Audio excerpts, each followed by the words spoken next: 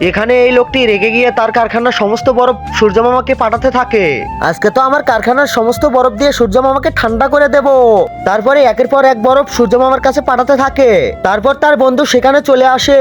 আরে বল্টু, আকাশের দিকে এই বরফগুলো কার কাছে পাঠাচ্ছিস? সূর্যের কাছে পাঠাচ্ছি। কিন্তু কেন? আরে এত গরম পড়েছে, তাই সূর্যকে ঠান্ডা করে দেব।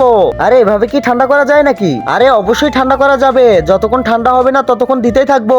আমিও তো বরফ নিতে এসেছি, আমাকে দে। আরে বন্ধু, তোকে পরে দেবো, আগে সূর্য মামাকে ঠান্ডা করি। বন্ধু তুই বাইরে গিয়ে দেখ সূর্য মামা ঠান্ডা হলো নাকি। বরফ দিয়ে নাকি সূর্য মামাকে ঠান্ডা করা যায়, পাগল সব। তারপরে তো সূর্যের আলো কম হতে থাকে। কিন্তু তার আগে কে কে শয়তানকে হারিয়ে আল্লাহকে ভালোবাসো? যারা আল্লাহকে ভালোবাসো তারা লাইক করে চ্যানেলটিকে সাবস্ক্রাইব করবে, আর যারা শয়তানকে ভালোবাসো তাদেরকে লাইক সাবস্ক্রাইব কিছুই করার দরকার নেই। বল্টু তাড়াতাড়ি করে এদিকে আয়। তারপরে তো সে তাড়াতাড়ি করে চলে যায়। আরে ওই তো উপরে দেখ, সূর্য মামা তো ঠান্ডা হয়ে গেছে। দেখলি বন্ধু, আমি বলেছিলাম না যে সূর্য মামাকে ঠান্ডা করেই ছাড়বো আমি? দেখ ঠান্ডা হয়ে গেছে।